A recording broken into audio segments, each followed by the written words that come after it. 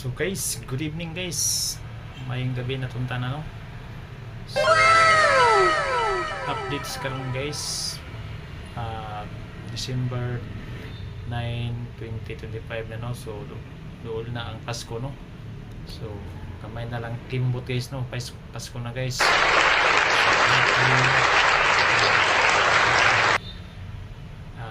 after Christmas no.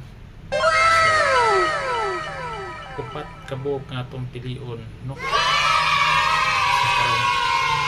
after Christmas.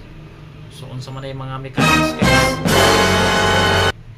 follow, like and share sa akong account sa mga video. Pinatay panghatag na pinaskuhan after Christmas. Ilaman kabog upat. So unsa man ay mga mechanics.